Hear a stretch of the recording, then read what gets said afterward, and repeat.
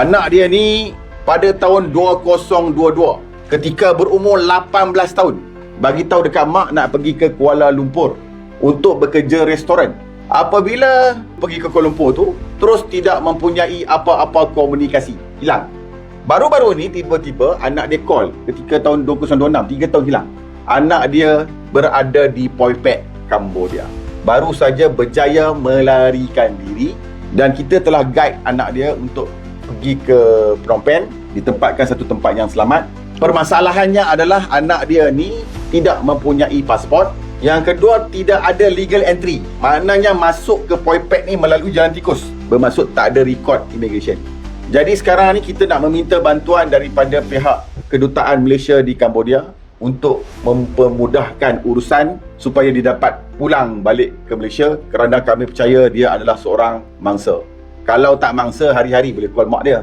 Kalau tak mangsa, hari mungkin dia boleh transfer duit ke mak dia. Ni mak dia hilang maklumat, tiba-tiba 3 tahun muncul setelah dia berjaya melarikan diri dari scam center di Poipet. Baru-baru ni dapat informasi anak dia kontak, baru dia tahu memang dekat sana tak ada tempat tinggal, memang terdesak dekat sana, tak tahu nak buat macam mana.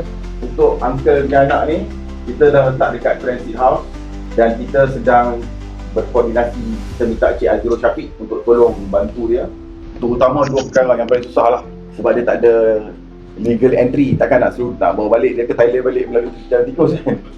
Dia salah lah kan. Jadi kita punya isu dia adalah isu macam mana nak selesaikan masalah ni. Kalau tidak, compound dia tinggi sangat. Kalau kita pergi surrender terus kepada immigration, dia dalam keadaan dia tak ada legal entry, dia mungkin kena penjara, mungkin dia kena denda yang kalau overstay 1 hari pun $30. 3 tahun dah berapa? Jadi kita nak minta tolong Kedutaan Malaysia di Cambodia, kerana dia adalah mangsa.